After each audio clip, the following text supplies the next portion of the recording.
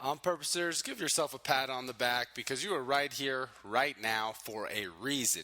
Welcome to the On Purpose podcast, where together we'll empower ourselves and others to live lives with more passion and purpose. How you doing this morning, Jared? I'm fantastic, Ali. How are you, my friend? Doing fantastic as well. Getting ready to hop into our purposeful practice review from last week, handling hatred and finding love. What insights did you have last week, Jared?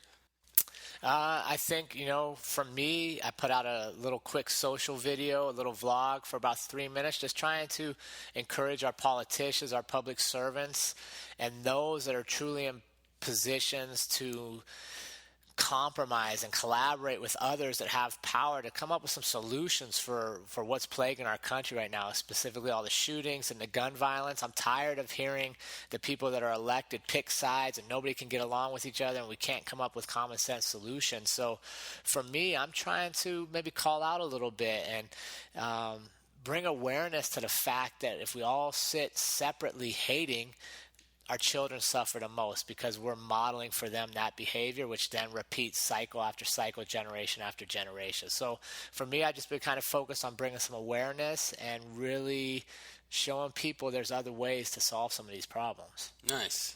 We'll see if it works, but I mean, if nothing else, we're speaking up for our on-purpose community and those that believe through collaboration and creativity we can really solve some problems. Yeah, definitely. How about you? Small acts, big impacts, right? Yes, Consistently. Sir. Same. I actually dropped a vlog on my Instagram. Three ways we can, or three positive outcomes of mass shootings, and talked about how we unite. Yep. We tend to not take things as for granted, and how lots of positive action result. People start going to church, donating to church, coming together, helping rebuild. So really challenged my audience to think of ways that we can have these results without needing a tragedy. And of course, consistently hitting on the small acts.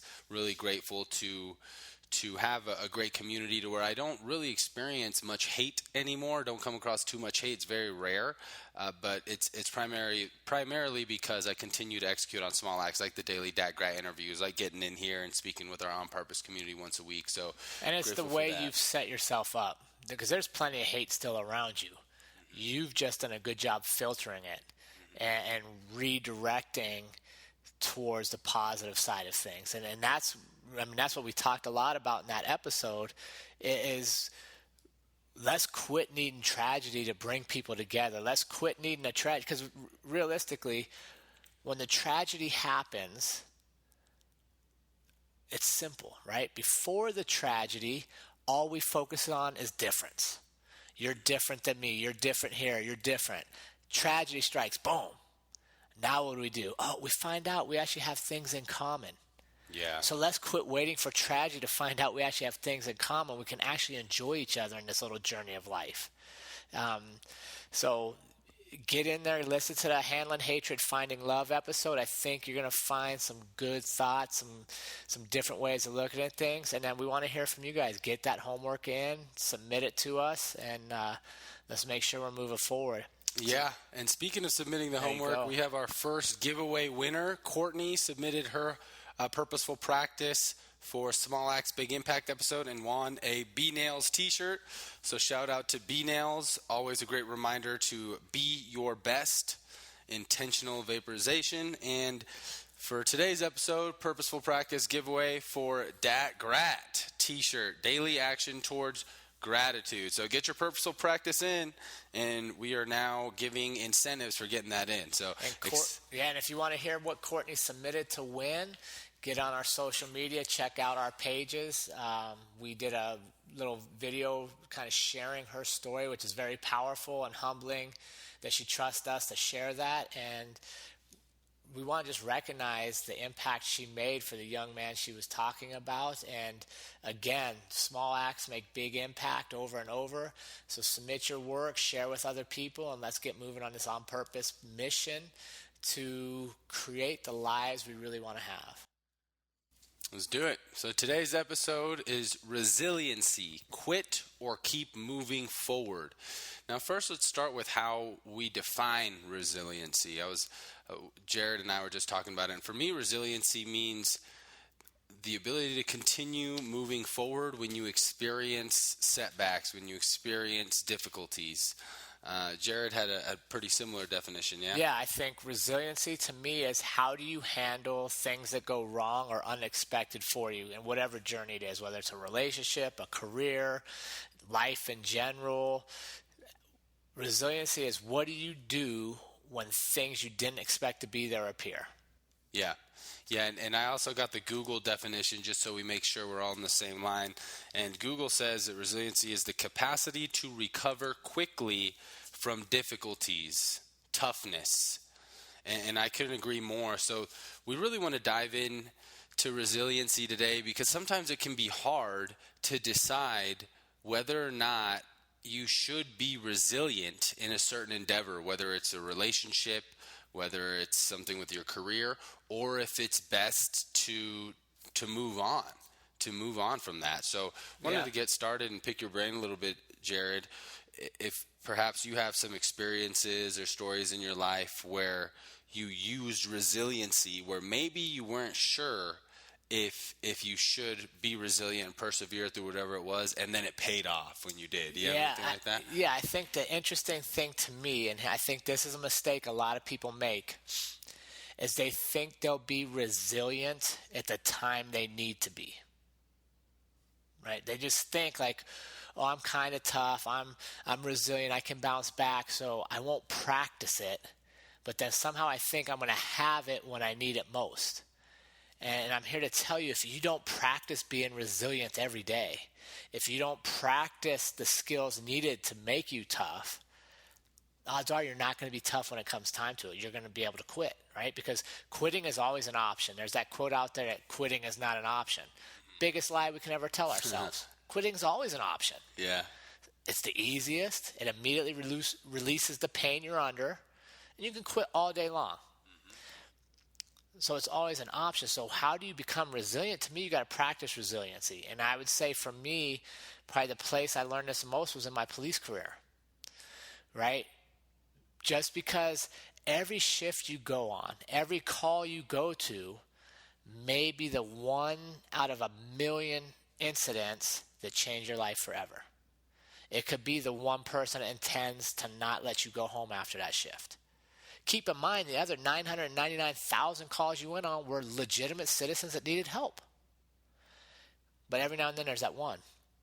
So resiliency for me was I always had to prepare that if tonight when I went to work and I met that one that intended to take me from my family, to take me from life, that I had been prepared to be resilient. So that meant I had to work out each day. It meant I had to eat properly. It meant I had to let my family know I love them every day. Even though the vast majority of days out of my career for 21 years, nobody ever tried to kill me. But I couldn't get lax in my preparation knowing that my resiliency may be tested at some point. And I think sometimes that's where we struggle in life is because we're not tested every day. We lack in our preparation. We stop doing the little things that make you resilient. Reading, learning, trying new things, meeting new people, working out, watching your diet. And then suddenly when you're faced with, oh my gosh, now I have to be resilient, I haven't practiced it. I haven't done little things that get me there. And you're not in full control. Yeah. Yeah, I agree. I have experienced resiliency paying off most every single time that I choose to be resilient. An example that I can think of is with my career. I chose to leave my oil and gas career and start my own business. Luckily, I had a nice cushion of savings, but I chose to be resilient and not pay myself for 7 months. And I definitely was like, am I doing the right thing? I'm not using my degree, and was really nervous, but I chose to stay resilient. And sure enough, month 8, we were able to to pay ourselves a small salary and keep the ball rolling. But during that period, it was definitely hard to stay resilient, and quitting was definitely an idea that came up a lot. So here, I want to follow up on that. I love it, right? First, you said two things. You chose to be resilient. How did you choose that? Right? Because I think too many people have an excuse, and if this offends you, and I apologize, but I'm not really sorry, I'll be honest with you. It's easy to sit back and go, oh man, he's so resilient, he's so tough, like he just has it, I don't have this. We all have it. But you're absolutely 100% right when you said you chose to be resilient. Yep. So what was it that helped you choose that? Why when faced with quitting, right? Because now, if finances are a great place, people will quit all the time. You ventured out into the unknown where there's potential for big reward and legacy you created on your own, or you can go back to where you were, which is safety and security. When you're faced with, do I be resilient and continue on my path, or do I quit and go back to safety? Why was it you chose to be resilient? It was my awareness of how I would feel with my choice. I knew that if I chose to move back to Texas and choose security and get in an oil and gas job and do what I already knew, that I would always be wondering, what if I had taken that risk? What if I did go all in? And just knowing myself, I knew that would have driven me crazy. And honestly, I knew that there was no better time. I was 24, single, didn't really have anything to tie me down. So I played out the worst case scenario in my head. Worst case scenario, I deplete all of my savings. This doesn't take off, and then I can go get another job in safety and security, right? So I weighed out my options, and having my own awareness, I was like, I know I'm going to be mad at myself if I take the security route. So I'm going to choose to be resilient. I love it. And I would even add a step further. I think awareness is a good term, but then you also had purpose, right? Your purpose was you truly believe in the cannabis industry. You truly believe it helps people. You believe your product is safer and better so that people get the best benefits, right? And that's where we drop the ball many times, and where we can stumble is if I'm faced with that moment, right? Whether it's in business where I'm faced with that moment of, okay, money's tight, things aren't going well, I have to throw capital in to get going. Do I deplete my savings and push forward, or do I fall back safety? When we get to that moment in police work where I show up and, oh man, this person intends to take my life, this person does not want me going home, do I back down and cower away, or do I fight? Do I go forward? To me, it's easier to choose being resilient and fighting versus quitting if you know your purpose. Right? If you know so because you knew your purpose, it's easy to go forward. And for those of you watching on YouTube, I'm wearing my Superman shirt, and that is not by accident. And I'll share this with you guys.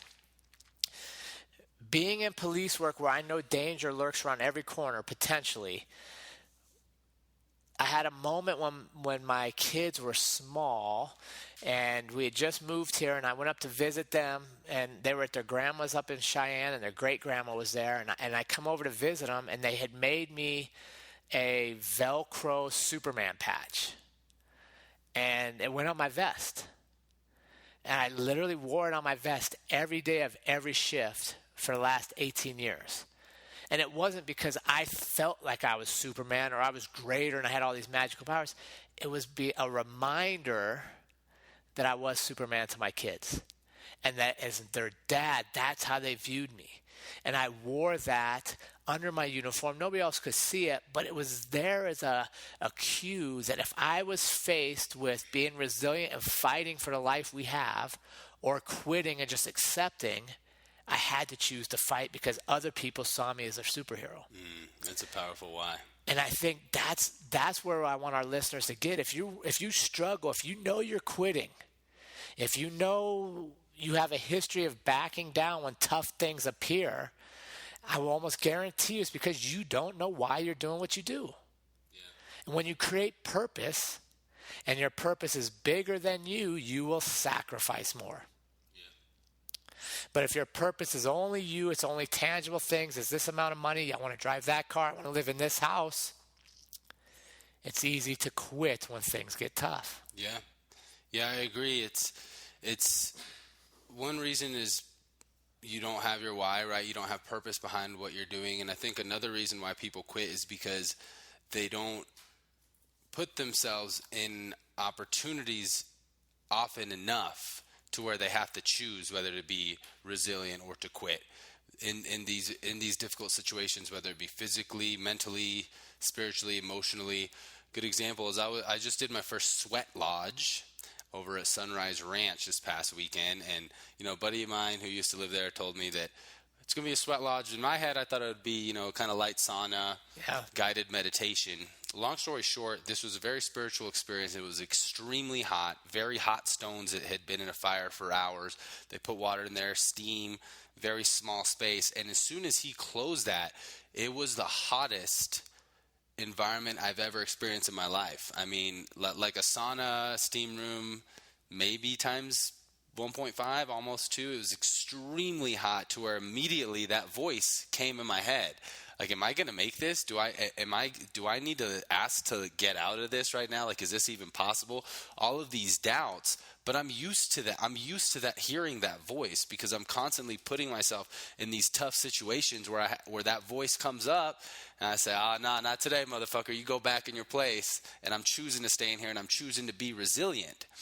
But I have the opportunities often, whether at trials, whether on sales calls, in the office, deciding to stay late, to 75 hard, deciding to sit down and get these 10 pages done, go get that second workout done, choosing to be resilient and push through adversity, as well as having a purpose, and you're going to be one resilient person living with a lot of purpose. Well, let me just follow up on that.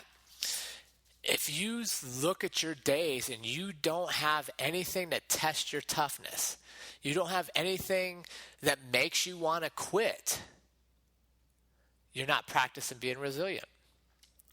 Right? The mere fact that you are avoiding things that may test you, you've already quit. Right? And think about this for adults. And I see a lot of it in my peers that are parents. Their whole life is raised around their kids, which is fine. Like, I love my kids and I prioritize my kids, but not above myself.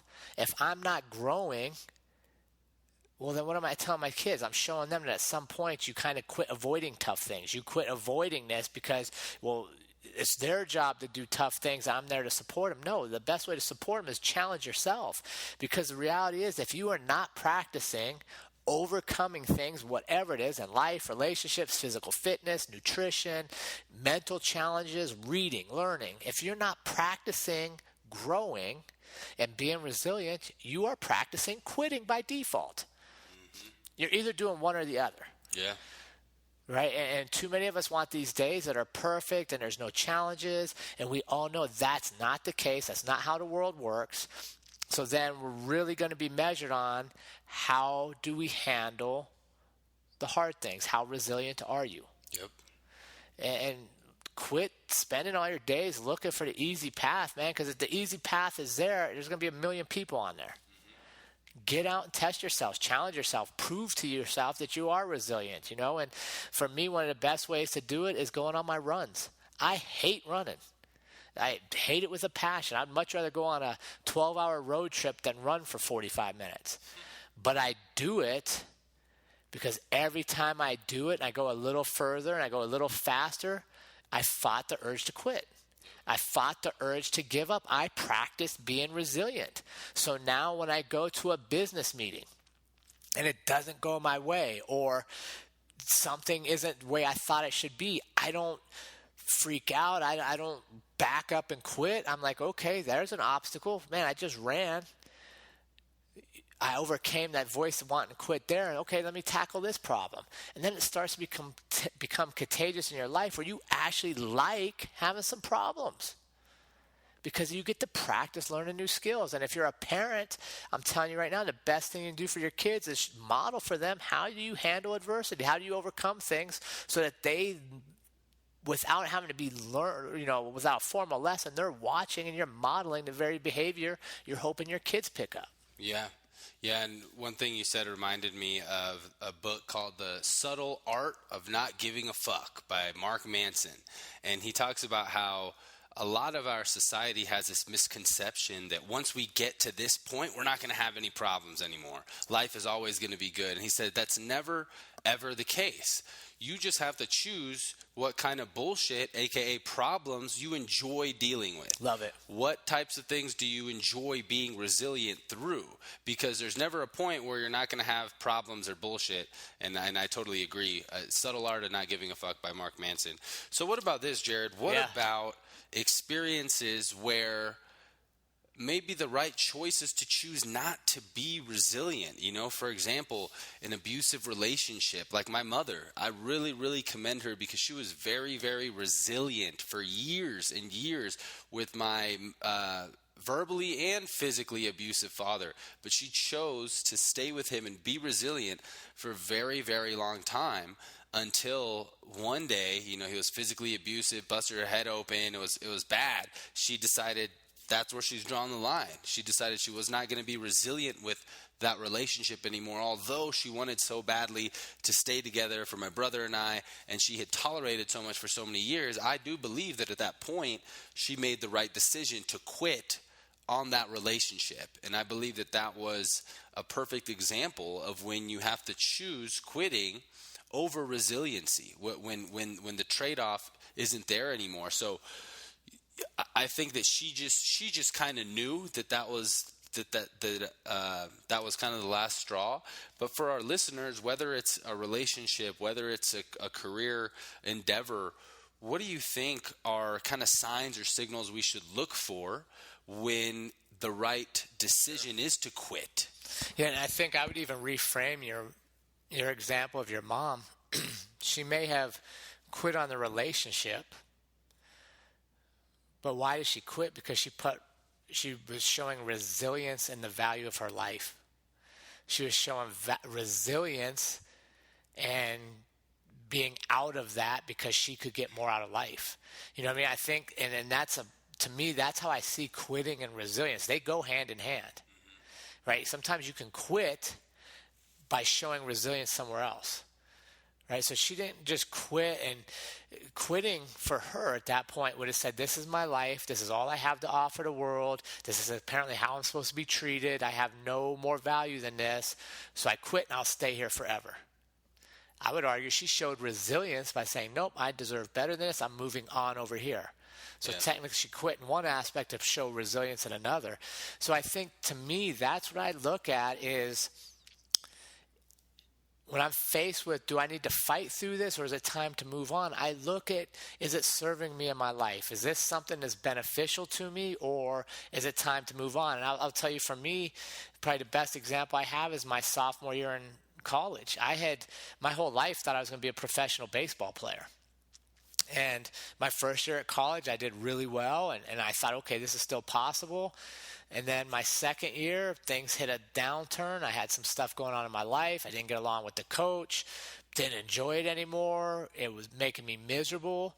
So it's time to move on. So I ended up enlisting in the military just to get out of there and create a new life. So I technically quit. Like I finished up. Like I was done playing baseball. But I think I had taken the journey to the point where it was now time to move on. There was nothing else left for me to learn there. So I think that's kind of what I base it on is, have I gotten everything I need to out of this, and now is it time for me to move on, or does staying here start to limit me? Because I don't think quitting is necessarily a bad term. I think quitting, if you know you could have done more, is bad. I think quitting if you could have pushed harder is bad. But I think, just like we talked about in other episodes, everything has a season. And it takes maturity to recognize, okay, this relationship has gone as far as it can go. My career in baseball, getting 2 years out of college was probably as far as my talent was going to take me. there's only so much I can do here. I'm just not the most gifted athlete anymore. There's kids that are way better than me. So now it's time to move on so I technically quit there to move into something else. But I was always moving forward. And I think that's what resiliency does for you, is it allows you to move forward, even though you may have to give up on some stuff that you had previously done. Yeah. I think to me, truly quitting means I quit trying. I quit moving forward, and I just accept whatever's out here. And life is too short for that. Yeah. So when you say seeing whether or not your current endeavor serves you or not, how do you identify that for our listeners? What can we share with them when analyzing a certain situation of making the better decision of when to be resilient to go through it or when to quit? Yeah, I think it's going to tie into self-awareness first and foremost. You got to know what it is you're trying to do, where you're trying to get to, what are your skills, what are your strengths, what are you working on? And if I know that, then I can evaluate, okay, this endeavor this is worth pushing harder for.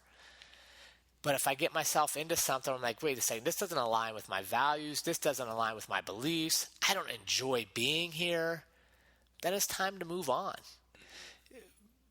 But that requires you to have kind of a game plan in life, a good identity or a good idea of who you are.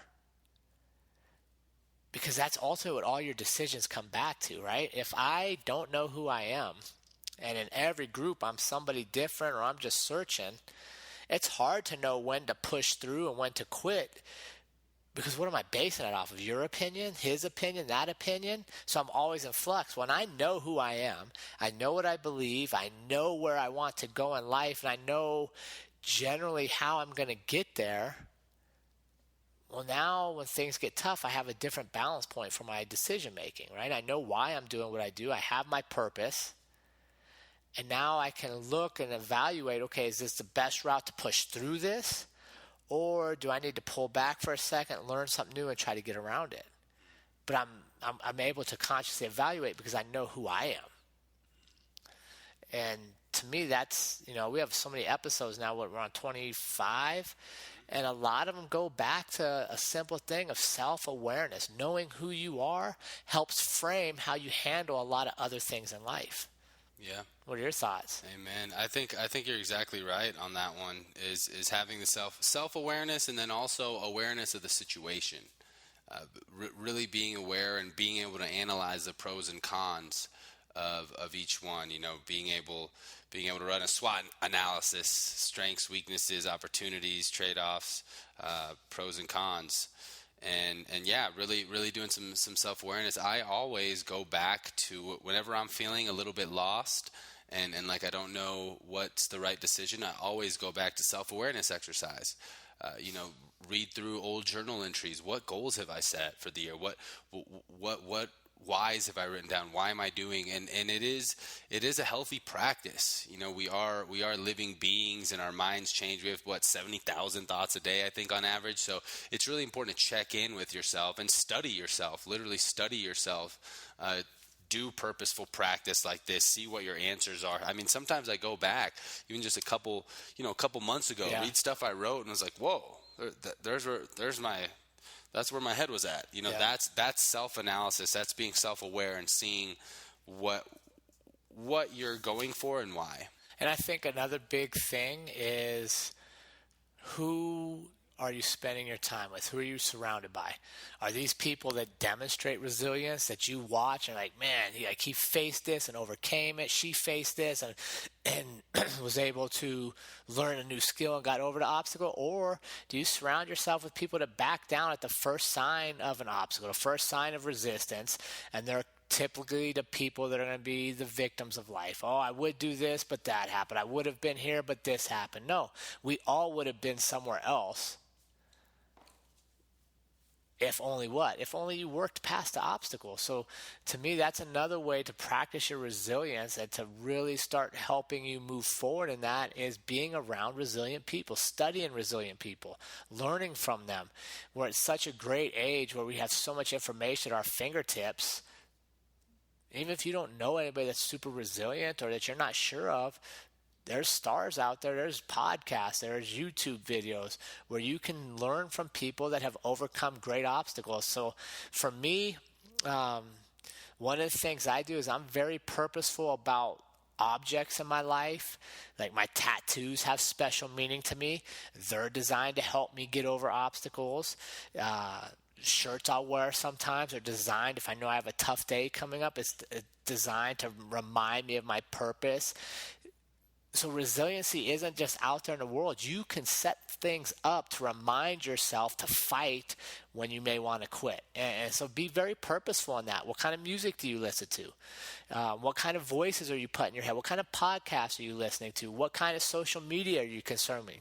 All of that helps build resiliency. It's a skill. It's not innately in some and not in others. It's literally a skill we can all have, but like any other skill, it's perishable and it requires practice. Yeah, no, I love that you brought that up, is that it's not only your inner circle of people, but your inner circle of consumption, what you're consuming from your shows, podcasts, music. I mean, check out the shows that you watch. I guarantee there's probably some elements of a certain character that manifests inside you if you watch a show religiously. You know, if you're watching a show, I'm sure you're picking up certain things, even certain language. So that's really important. You definitely want to be aligned with resilient people. And I think that's why, like, if you look traditionally, what was Avengers? I think Avengers just eclipsed like the biggest box office take ever. What is their story? They're average people that find a superpower that overcome adversity. For the most part, right? Like, I'm not the biggest superhero buff, but that's generally it, right? Like, Peter Parker was in the library, got bit by a spider, gets special powers, overcomes adversity. Superman was born on some other planet, gets superpowers. We're all superpowers. We're all superheroes. Oh, yeah. If we practice our superpower. What is your superpower? We're all different. Yeah. But instead of sitting there watching a big screen going, boy, I wish I was a superhero, be a superhero. You are a superhero to somebody, guaranteed. And it's important to realize that it's okay to quit, especially if you're not used to being resilient, to where you want to be putting yourselves in a position to where you quit. Frankly, I love when I get pushed so hard to where I have to quit, because it's rare now. I've been very privileged to have a lot of experiences to where I get pushed to the brink. But like this sweat lodge, I was pushed to that brink to where I actually did. I did say I need to exit, and it was the guy's like, "Oh, this is our break time."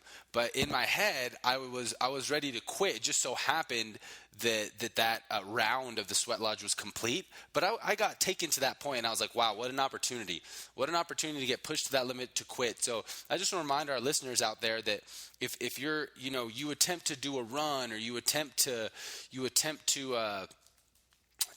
rekindle a relationship, whatever it is, and at some point you have a setback and you quit in that moment, that's okay. That means that you pushed yourself to the point that you would quit. Now it's time, hey, self-awareness, regroup. Why did I quit? What happened? And then continue to be resilient. So just a reminder there that it's like Jared was saying, quitting isn't necessarily a bad thing. You just need to make sure that when you quit, you analyze and see why and how you can continue to be resilient without quitting. Yeah, and I think here's how I would frame that. Until you get to the point where you even want to quit, right? Whether it's physical exertion, the sweat lodge, going back to school, whatever it is you're doing, until you reach the point that you start thinking, man, I should quit, you're in your comfort zone, right? You're already doing things that you've already been good at, which is why you haven't thought about quitting, because I'm already good. I've already been here. However, you are not growing. It's once you leave your comfort zone and now quitting starts to pop in your head, right? Whether you're running a little further, a little faster, you're sweating a little longer. The fact that you're starting to think about quitting now because you went further than you had been means you're growing, right? We have this, we stay too much in our comfort zone, and that actually inhibits your growth, right? Oh, yeah. You will not grow more if you're in your comfort zone. Oh, yeah. That comfort zone means you are comfortable being there. Mm-hmm. Growth occurs when you move out of that and you become uncomfortable. So I personally, I love when I start thinking about quitting. Yeah. I love it. Yeah, it's an Because it means I've just challenged myself. I'm in a new place. So this whole endeavor, retiring early from law enforcement to start my own businesses, to run a couple businesses, there's many days I think about quitting. Many days. Yeah. Many days I look at my bank account and I'm like, damn, I remember when I had a lot more money in there. I remember when every 2 weeks deposits showed up. Yep. And I think about quitting. And then I think, wait a second, why did I start to begin with? Because I believed I was capable of more. Why did I leave to begin with? Because I felt like I was being boxed in and I wanted to get out and make a bigger difference in the world. Oh, that's right. Oh, it's time to be resilient. Oh, all this thought about quitting means I'm being challenged. I'm being challenged to be better financially. I'm being challenged to take risk, to call people and have them tell them no, they're not interested in me. Have people turn me down, be rejected. I'm taking risk and putting out podcasts to hope people come and find value in this. Yep. Not laugh at us and call us a bunch of idiots, right? I'm taking risk. I'm out of my comfort zone. Yeah. But I literally think about quitting as probably more so than most people because I'm trying to grow every day. And that's where I want people to get. Quitting is not negative. Quitting shouldn't be something we avoid at all costs. I want to think about quitting because then I know I'm learning, I'm growing, I'm challenged. And that's how you get the most out of this life. Staying in your comfort zone. Yeah. Yeah, and remember everyone's comfort zone is different. You know, with Jared, 21-year police officer, career at MMA, lots of adversity that he's overcome. So new endeavors for him risks and actions may be a lot larger than most. But if you're not used to that, start where you can. Maybe you're out of your comfort zone. Maybe you've been trying to become healthier and you don't work out often. Small acts, the book Atomic Habits I recently finished reading is great. It talks about small, consistent actions are the key to having massive impact, just like a few other episodes. So if you can't do 2 minutes, if that's too hard for you, start with 5. If that's too hard, start with 1. Build up from there. Meditation, let's say you're trying to get more spiritual. If you can't meditate for 5 minutes, if that's so out of your comfort zone, start with 1. You don't have to take these massive risks and massive actions in order to make progress, but you do need to at least make small, consistent actions and make sure that you're pushing that quit voice forward. If your voice is already trying to quit because you're such an ADD person, you're trying to meditate there, try 1 minute. After a week, try 2 minutes. Start building up. So I just want to remind everyone that no matter where you're at, if you never put any adversity or never execute on resiliency in your life, guess what? There's still a point for you. If you're a super high achiever, you got quitting and resilience all day, there's a place for you as well to level that up. So just remember that no matter where you're at in life, you can start now and you can use resiliency to move forward. Right. It's the exercise is the perfect example for me. I can't tell you how many times I hear people say, oh, I would work out, I just don't have time. You have 5 minutes. Mm-hmm. Even if today you just start with going on a walk for 5 minutes, that was better than no minutes yesterday. And then, eventually 5 becomes 7, and it becomes 8, and it becomes 10, and then you're like, oh, I'm walking 20 minutes. Maybe if I run 10 minutes, I'll be a little better. And then you run, right? That's small steps. But every time you take that and you look quitting in the eye and you move a little bit forward, you're practicing being resilient. And that's what I want people to understand is resiliency is a skill. You either practice it or it diminishes, but it will not stay the same. You cannot be the same resilient person at 45 that you were at 18 if you haven't practiced overcoming things for 30 years, 28 years, whatever the hell that math is. You've got to practice it, and so seek that out. Seek out learning new things, surrounding yourself with new people, reading books, exercising, dieting, paying attention to nutrition, whatever it is that you want in life, have a purpose, set some goals, and challenge yourself a little bit. Amen. Yeah, at the end of the day, it might be a good idea to ask ourselves, how was I resilient today? Where and how was I tough today? So speaking about end of day, let's get in the purposeful practice. Yeah, let's do it. So first piece of the purposeful practice is to take inventory of the times in your life where you have used resiliency and it paid off. Second piece is ask yourself, where can you be more resilient in your life to help you live with more purpose? And then again, email your findings to onpurpose.official@gmail.com. One lucky winner is going to win a DAT Grat, Daily Action Towards Gratitude t-shirt for submitting your purposeful practice.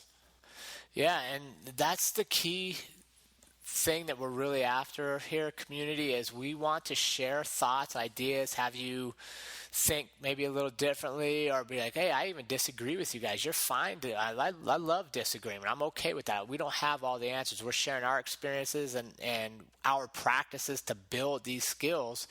But it's going to require you to also practice, which is why the purposeful practice is so important, because now you're taking thoughts and ideas, you're putting them on paper, emailing them in. Now you have a chance to be accountable.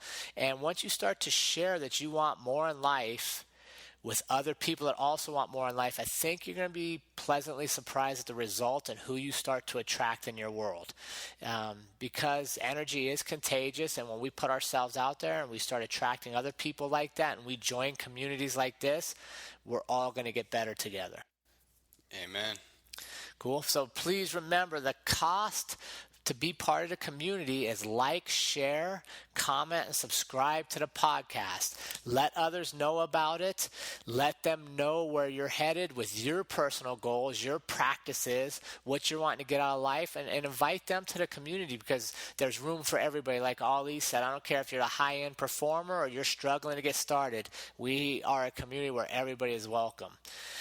Speaking of that, October 19th, we will be doing our first On Purpose workshop here in Fort Collins. It's a Saturday. It'll go from 8 to noon.